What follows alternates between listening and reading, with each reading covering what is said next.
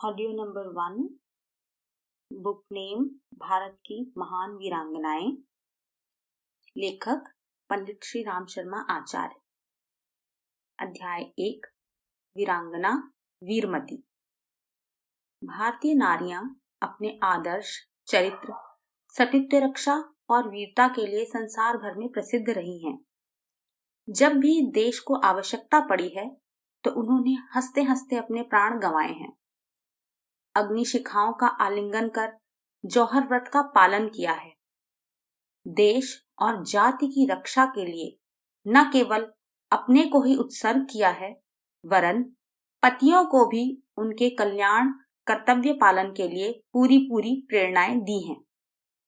वीरांगना वीरमती ऐसे ही आदर्श नारियों में से हैं जिन्होंने देशद्रोही पति के साथ जीवित रहना कलंक समझा। देश धर्म की कीमत उन्होंने अपने पति के जीवन से भी बढ़कर समझी। फलस्वरूप अपनी ही नंगी तलवार द्वारा उनका प्राणांत कर आप भी स्वर्ग सिधार गईं।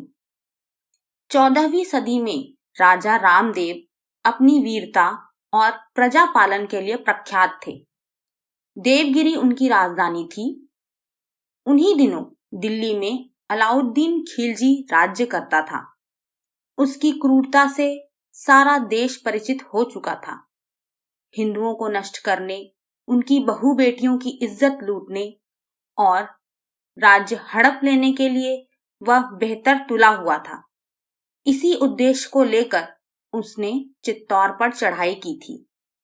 चित्तौड़ तो उसे मिल गया, पर जिसके लिए इतनी खून खराबी करनी पड़ी वह पद्मिनी उसे न मिल सकी।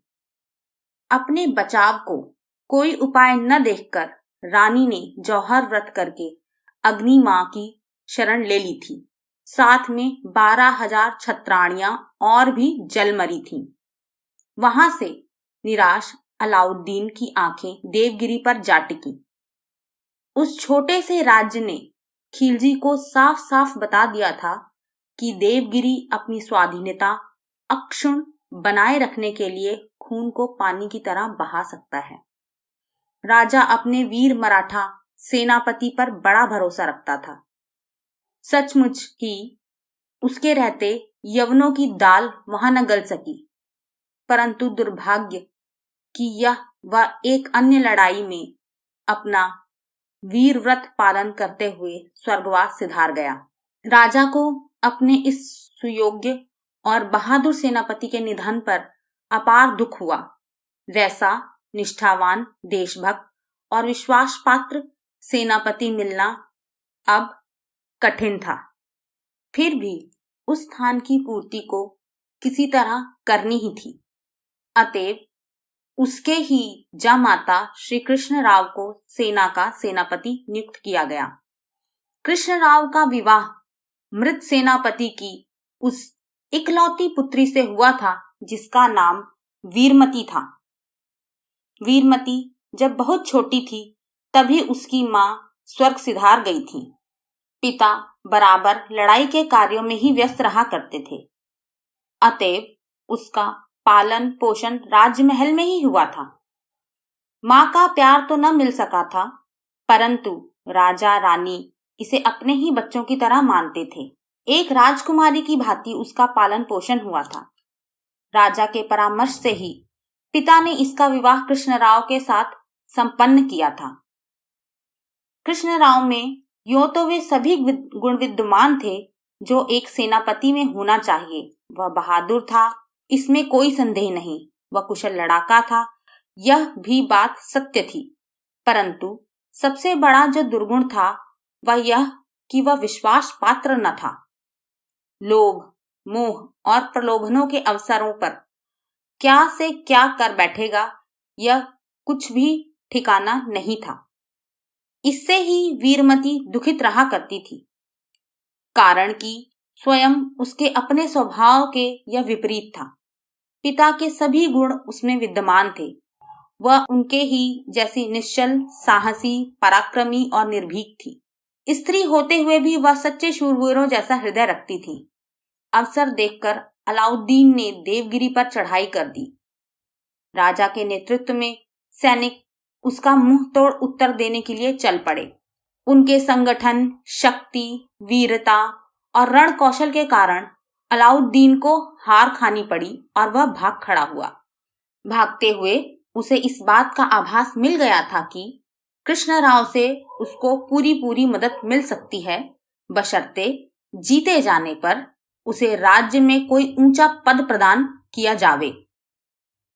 खिलजी ने इस बात को मन ही मन स्वीकार कर लिया था। कुछ ही दिनों बाद बड़ी तैयारी के साथ अलाउद्दीन ने पुनः देवगिरी पर चढ़ाई कर दी। पहले की अपेक्षा सेना भी इस बार दूनी थी। राजा आश्चर्य में पड़ गया, परंतु वीर सैनिकों ने पुनः उसी बहादुरी से लड़ने का आश्वासन दिया। इसी बीच कृष्णराव ने एक चाल चली। उसने कहा, यह अच्छा होगा कि पहले शत्रु सेना की ताकत और रसद का पता लगा लिया जाए। इससे अपने मोर्चा बनाने और शत्रु पर फतह पाने में सुविधा होगी।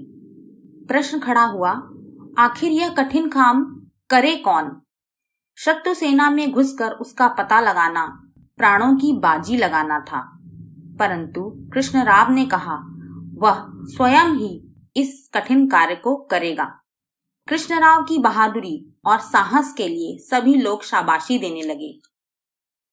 किसी को इस बात का भान न हुआ कि वह अपनी फौज का सारा रहस्य शत्रु को देने वाला है, परंतु प्रखर बुद्धि और पति का स्वभाव जानने वाली वीरांगना वीरमती को शक हो गया। उसे दाल में काला दिखाई देने लगा। उसने पति से कहा, दुश्मन की सेना असंख्य है। मैं यह नहीं चाहती कि जीते जी आप दुश्मन के हाथों में पड़ जावें। अतएव आप इस तरह अकेले न जावें। कृष्णराव को एक दूसरा ही स्वप्न देख रहा था। उसने कहा, प्रिय, आप इस बात का तनिक भी भय न करें, मैं सकुशल ही लौट आऊंगा। यह कहते ही वह चल दिया। वीर सरदार की वीर पुत्री वीरमती बहुत ही सोच में पड़ गई। उसे सोच इस बात का न था कि उसका पति वापस न लौट सकेगा, वरन सोच तो इस बात का था कि निश्चय ही अपने राजा और उसकी सैन्य शक्ति का पूरा भेद वह दुश्मन को खोल देगा। भेद खुल जाने, रहस्य पा जाने के पश्चात शत्रु तद अनुसार अपना मोर्चा बनाएगा, अपनी तैयारी करेगा। फलस्वरूप देवगिरी पर फतह पाने में उसे अधिक कठिनाई न होगी। देवगिरी का राज्य तो जाएगा ही जाएगा, साथ में प्रजा की भी तबाही होगी। वीर रमणी को चैन न पड़ा। तुरंत ही अपने पुरुष वेश धारण किया, तलवार उठाई और घोड़े पर सवार होकर चुपके चुपके पति के पीछे चल पड़ी। और कुछ ही देर में गई होगी कि चलते चलते उसका घोड़ा रुक गया। उसने देखा कि एक झाड़ी में छुपकर अलाउद्दीन का सेनापति कृष्णराव से भेद ले रहा है। अब तो उसके क्रोध का ठिकाना ना रहा। उस वीर सिंहनी के संपूर्ण शरीर में रोष की बिजली दौड़ गई। उसने निर्णय करते देर न लगी कि इस समय क्या करना चाहिए। सोचा, ऐसे पति की अपेक्षा राष्ट्र के गौरव, मर्यादा और प्रतिष्ठा की कीमत बहुत अधिक है। उसने बिना एक क्षण रुके तेजी से अपना घोड़ा आगे बढ़ाया। कृष्णराव के ऊपर गरजते हुए सिंह की तरह टूट पड़ी और उसके कलेजे में देखते ही देखते तलवार भोंक दी। यह भयावह दृश्य देखकर यवन सेनापति चीखकर भाग खड़ा हुआ। कृष्णराव ने कराहते हुए उसकी तरफ देखा और दीन स्वर में बोला, प्रिय वीरमती। तुरंत ही उत्तर मिला, तुम्हारी प्रिया, तुम्हारी लोभ लिप्सा है। ऐसे नीच पापी का प्रिया मैं नहीं हो सकती। उसने आगे कहा, पति के बिना अब संसार भी सूना ही है। अस्तु, मुझे भी अब वही करना चाहिए जो पति के मरने के बाद पत्नी का धर्म कर्तव्य होता है।